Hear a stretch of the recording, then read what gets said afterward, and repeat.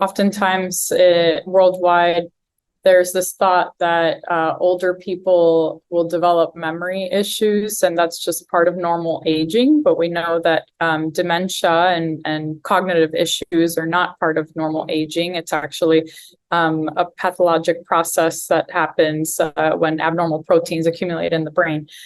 So So we know that the world's population is aging pretty rapidly, and a lot of that has to do with a reduction in, the burden of infectious diseases or communicable diseases, and also an increase in non-communicable diseases, especially among older people. So all of that is contributing to the prevalence of aging, and also increase in lifespan has also it contributed to the increase in aging. So with aging, of course, comes the possibility of dementia. So I talked about that. The World Health Organization is really trying to create public health campaigns to make people aware that dementia is something that, does require medical attention in older age, and it's not just a normal process of aging. Limited resources in many countries are one major challenge.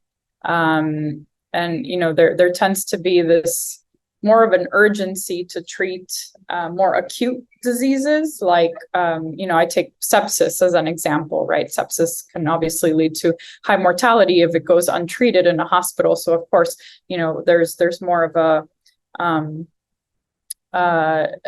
an emphasis to be placed on treating sepsis, as opposed to dementia. It's a long-term, chronic degenerative process that takes many, many years to develop. And health systems may not place as large of an emphasis on it. And then we know that, there was a report from the 2020 Lancet Commission that came out that identified 12 modifiable risk factors for dementia. Those modifiable risk factors actually tend to occur more often in low to middle income countries. So in modifying some of these risk factors, there's actually a really nice diagram that's in that report that I showed in my talk, that does show that just by reducing each of those risk factors cumulatively, you can actually reduce the risk of dementia by 40%.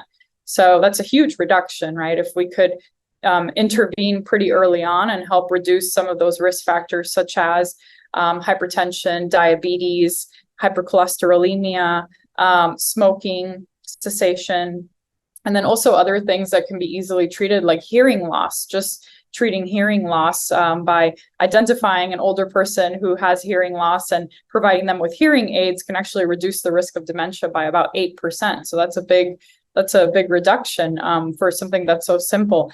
So I think health systems just need to kind of create these public health campaigns that can intervene early on in life before people develop these risk factors or later on in life. And I think that's key to really reducing the burden of dementia. A lot of treatments that we have out there may not, a lot of people in low to middle income countries may not have access to them, either because they're costly or they just are not available. Oftentimes there's difficulty obtaining certain medications. So even things like obtaining donepezil might be difficult in certain countries.